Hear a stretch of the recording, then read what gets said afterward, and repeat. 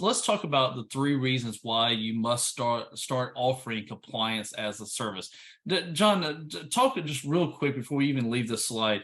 Why should companies be doing this? So as we evolve from our past of break fix to our solver of IT problems, data is critical for our clients, our end users, to do their business. If they don't know where their data is, how it's being used, and how to get it back if something bad happens, they can't predict business outcomes. Security is a great tool to help prevent changes in your data, but we have to be able to demonstrate to outside elements that we are going to be up and running and functioning next week. And we also have to be able to position ourselves against lawsuits or increased fines or increased insurance costs by being able to show external elements that we take cybersecurity and data seriously. Yep. And so let's go to the number 1 reason why we're all here, right? We're all here to make money, to drive more revenue for our business, and get ahead of the competition. John, I brought John on about a year and a half ago now, and just what we've done to involve my MSP in the compliance arena and actually sell compliance to our customers, we're beating competitors out left and right. John, I mean, what's the biggest impact do you see to the bottom line for MSPs by including compliance as a service in their package? We demonstrate more value and we help them predict spend, right?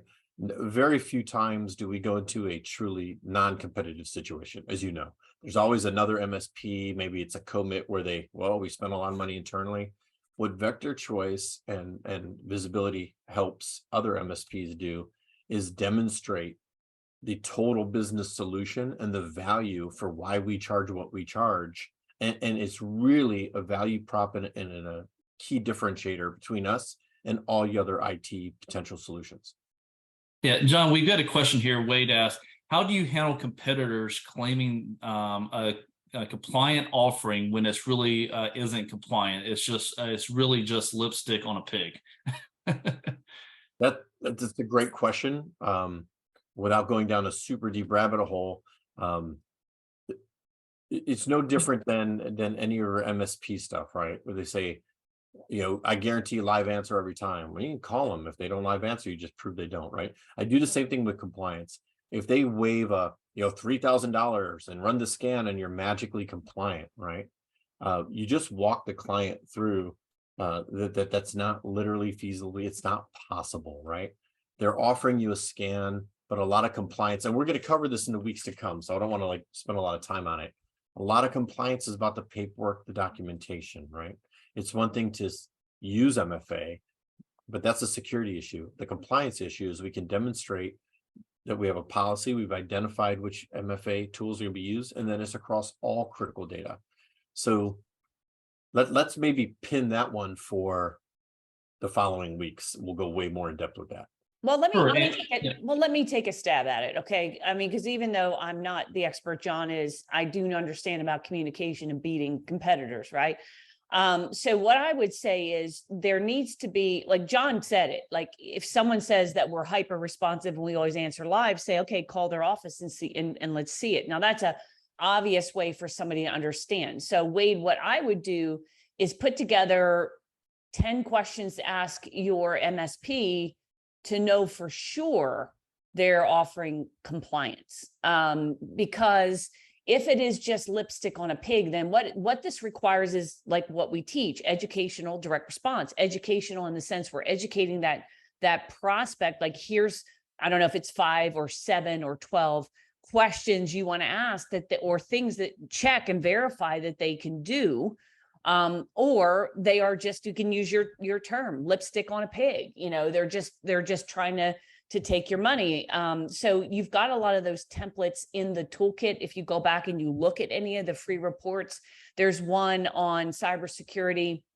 I think it's 5 surefire signs your MSP is failing you. And you could, build off of that. So that's how you can overcome it that one way. also, I don't know if there's any certifications, awards, training, things that you can show and demonstrate that you have expertise in this area, right?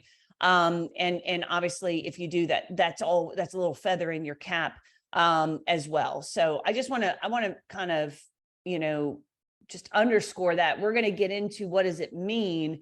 The other thing I want to comment on, John, when you said, it's like you said, like multi-factor authentication, let's say. So it's one thing to sell somebody security. It's another thing to make sure that those security protocols are actually truly fully rolled out. So, as many of you guys know, well, some of you may not know this, but Vector Choice does our IT, and the company we had before talked a great game. I mean, I was in those meetings and I said, guys, it's the worst thing to say from me being a prospect and saving money, to say to someone trying to sell you something, look, I'm not looking for cheap, I'm looking for right. In other words, I'm looking for good. So I said to him, look, I'm not trying to be cheap about this. I have to make sure we're secure just based on what we do. If I got breached, I'd never hear the end of it, right? And so I say this to them, and they sold us a big, glorious package of, maybe not compliance, we didn't have that conversation, but advanced cyber protections. But come to find out, not all of those things were actually implemented. And I had, John, as you know, a lot of risk. After John dug in, he sat down with me. He said, are you aware of this, that, the other? He told me a couple of things. I said, no, I wasn't aware of it. So here is this MSP. And you're talking, look, guys, I'm a buyer of your services. I'm a CEO of a company with over 100 employees. We have big transaction. I've got real risk I've got to be aware of. And what I can't know, even what I do, I still can't know if my MSP is doing what they should. I don't know where my risks are. And I think part of what you want to do, like Wade, when you're saying this, is you become more educated. That way you can educate your customers as to what the real true risk is, because there are a lot of, make a quick buck shops out there that just want to sell somebody something, but don't want to educate their customers. And I'm going down a little bit of a rant here, but like, even you take insurance, like we are now focusing on insurance as a campaign for our producers and accelerators members, right? So every quarter we have a theme, and right now the quarter's theme is a campaign where we're getting our MSP members to go to their clients and say, hey, give me your cyber liability insurance policy, or not give it to me, but like connect me with your insurance broker or agent. And I want to make sure that we're doing everything you need to be doing that's outlined in that policy. Okay. And shockingly, what we're finding is a lot of the people who sold the client the policy, they are not intelligent and knowledgeable enough to sit down with an IT person and say to that IT person, here's what you need to implement. And I'm shocked by that. It's like, wait a minute, you just sold somebody an insurance policy and you aren't knowledgeable enough to just sit down and say, let me go over the basic requirements. So I think, Wade, your point or your question reveals a much bigger opportunity for everybody on this call, not just for the money. And I'm going to explain this gun money image here in a second, not just for the money, but I also think, and I know this is true of you guys, you truly care about your customers. You truly want to help them. You truly want to protect them. I know that is in the DNA of almost every MSP. I mean, there's a couple assholes out there, but for most of you, I mean, the vast majority of you really care. And so if you really care about your customers, it's critical that you understand compliance and security and risk. And you allow your clients to make that decision for themselves, like a fully informed decision. And the reason Will's got this, I put this up here. So as some of you know, we've done this twice now. Robert Herjavec, who's the nice shark on Shark Tank, who is now the CEO of Sedaris, which is it's over $1 billion in revenue MSSP, right? We went to his office twice and hung out for the day and talked to his team. The first time I went out to Robert's office, Will, were you there? I forget. Not the first time. The second time I was. Yeah, but the first time we went out, it was quite a while ago. I think it was over 8, 9 years ago or something like that. And I was talking to one of his senior leaders about marketing MSSP services. And it was hot then. It's gotten like white hot now. And he said something to the effect, and I am paraphrasing, the reason they're selling MSSP services is because it's easier to sell with a loaded gun than a great sales pitch. What he means by that is he's not the one holding the gun. The insurance companies are holding a gun to your client's head saying, you need to be compliant. The government is holding a gun to your client's head saying, you better be compliant or you're going to get fines and, go out of business. And I'm not saying they're wrong for it. I'm just saying it's, there are customers of your customers who are going to their MSP and saying, look, I got to make sure that, or to whoever, whatever their vendors, and saying, I need to make sure you're compliant because I don't want to get breached as a byproduct because you're holding our data and you're transacting with us.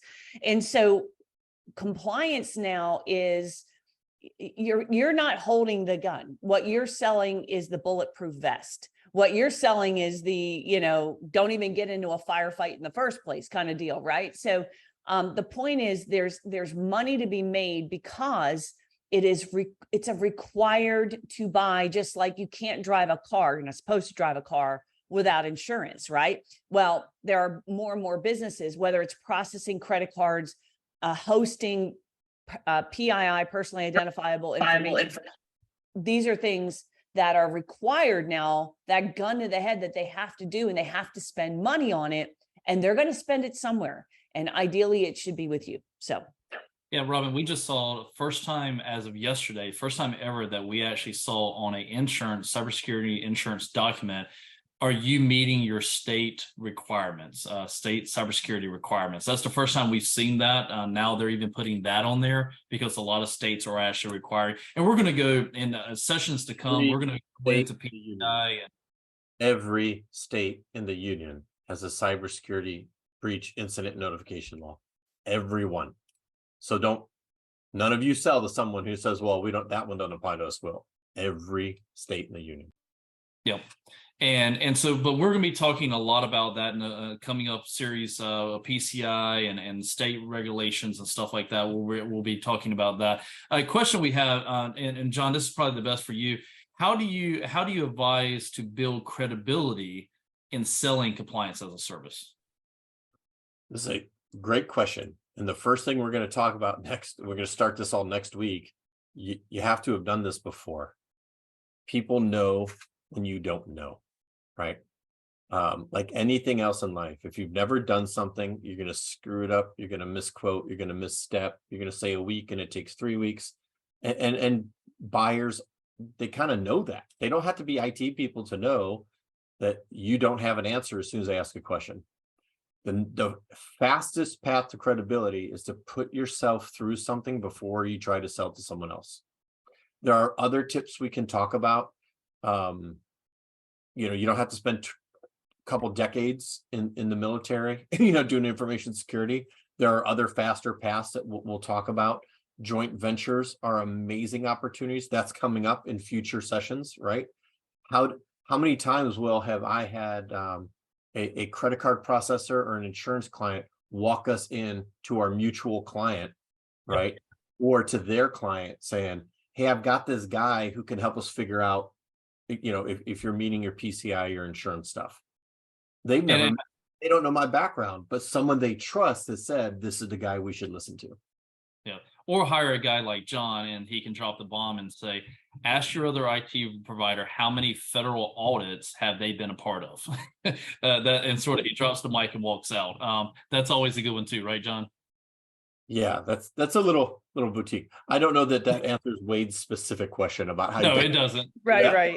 No, but again, I think, okay, just to kind of as an umbrella, because I'm seeing Wade saying that, I'm also seeing that Josh is saying they're still getting pushback from small business owners who are running their IT like the 90s. It's too expensive, as they think federal fines are cheaper.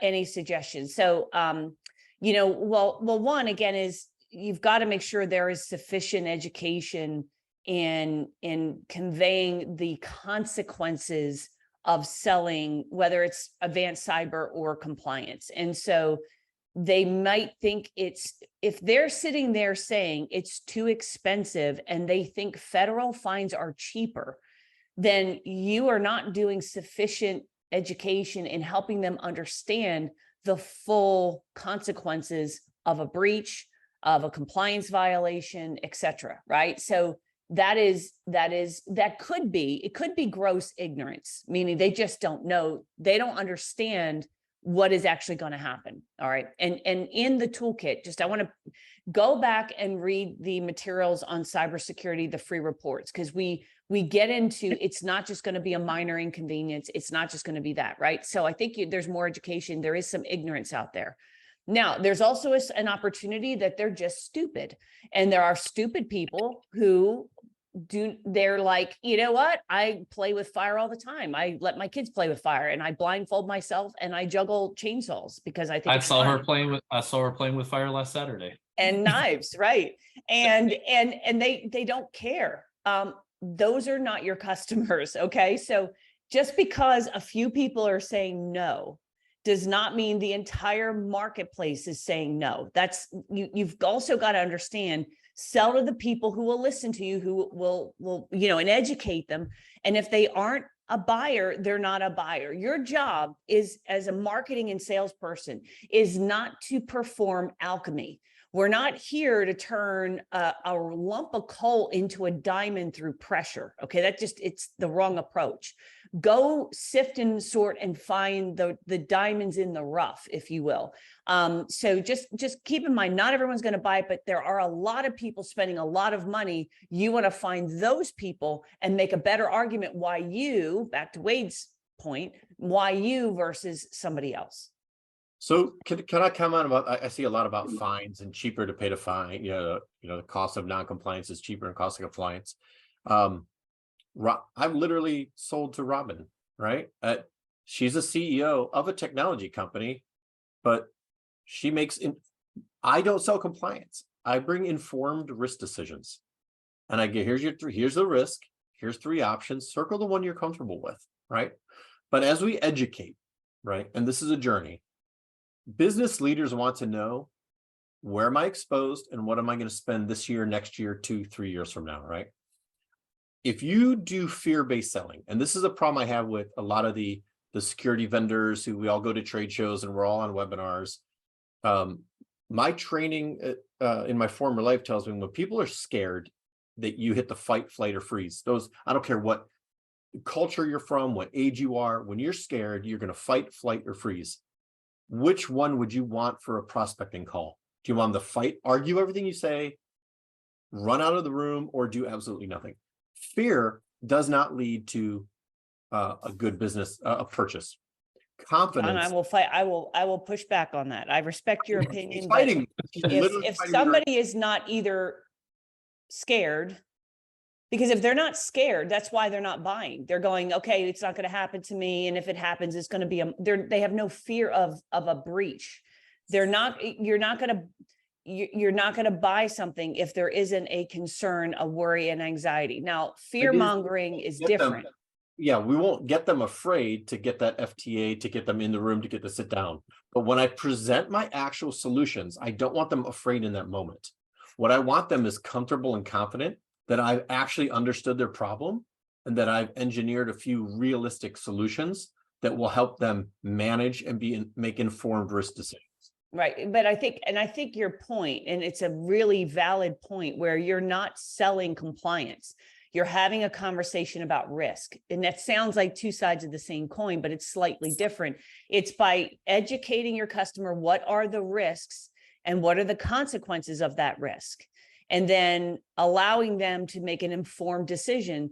But I do think, and I think that's really important, because if they understand the risk and they're making an informed decision, an informed choice, then hey, here's what we need to do. Then the sale is made, but I think that most people out there grossly underestimate what is going to happen to them if a breach were to happen, if they were compromised, the damage it will do to their not only professional reputation, but to the employee morale, to the finances of that organization, et cetera, et cetera. And I think a lot of people are just going, well, they've become kind of numb to it.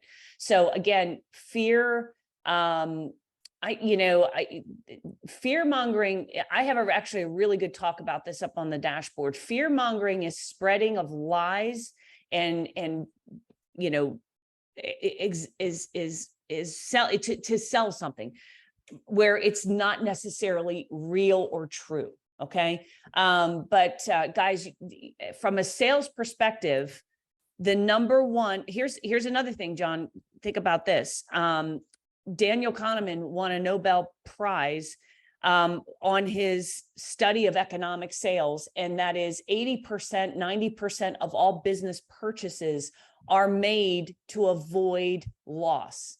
So and everybody sells to a gain. Okay. So the thing I'm telling you all right now, John, I hear what you're saying, but if somebody is not afraid of the consequences, they will not buy.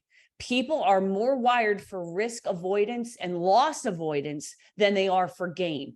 And case in point, if you were about to lose $1,000 out of your bank account, how much action would you take? And everybody would be like, I'd be on it right away. If I say, here's a marketing campaign that could put $1,000 in your pocket, not everybody's jumping on that. So we are wired to avoid loss. I just want to make sure you guys understand. Don't be confused. It's not like just educate people and they'll buy. There isn't, we make decisions based on emotion, and then we backfill and justify with logic. Yeah. Yeah. To be clear, I didn't say I don't use those same things to make that we say fear, but that it's real. This applies to you. You're not too small. I do agree 100%. They have to feel the fear or the risk that risk is real to them. Right. What I was saying is I just don't try to close in that moment. I close once I've convinced them that they're making an informed risk decision and that they're going to be okay with this moving forward. And then I don't get pushback on pricing and they don't go get 2 more quotes. Right. It's that I get them from fear to confidence in informed risk decision. I guess maybe I didn't articulate that as well. Okay. So I think guys, a lot of the selling compliance, it's the new shiny toy, and then yes, compliance is not new, but it's being talked about more and more these days.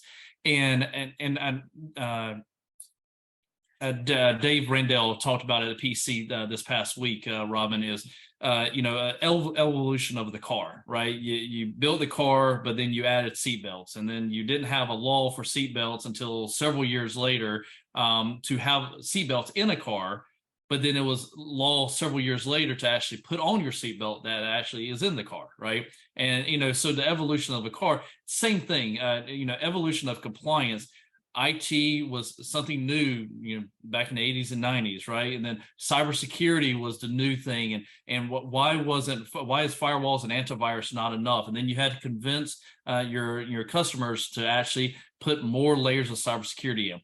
That's where we're at right now with the evolution of security, compliance, and IT. Is now you've got to start complying. You've got to, if you're going to lose clients and so forth, if you don't.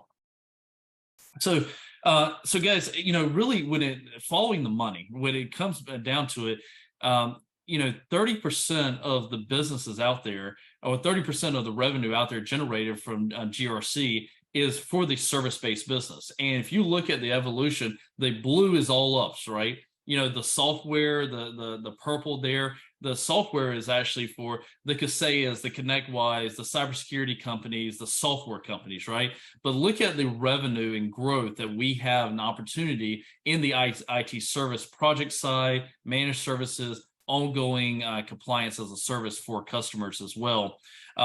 Even here, they're saying that small, medium business is about a third of that number that you can collect. Robin and John, any comments on, how much money is out there for us to make? Well, all I can tell you is in my interviews with the titans of the industry, and these are CEOs of companies that are doing MSPs that are doing north of, 20 million on the small side, right? Over 300 million. And when I was interviewing them this year and asked them, where do you see the biggest opportunity? universally, they're all saying security and compliance universally.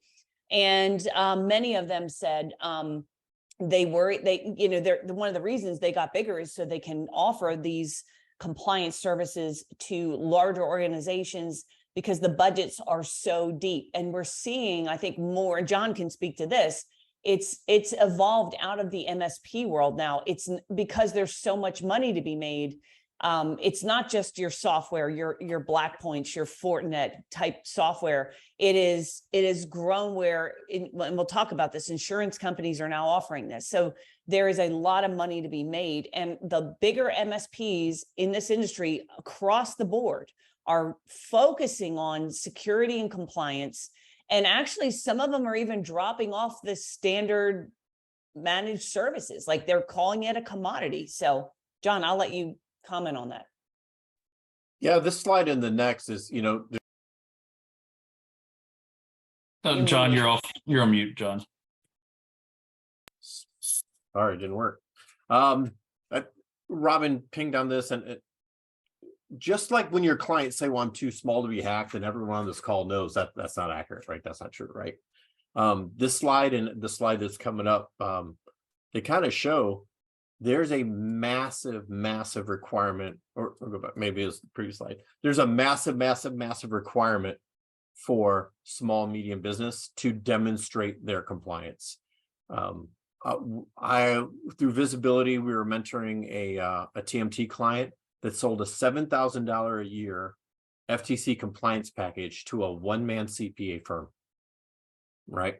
One employee, but CPAs have to be FTC compliant. That one man is in his 80s. He didn't say, I'll roll the dice. Like he saw the value. He knows compliance is a legal requirement for his industry.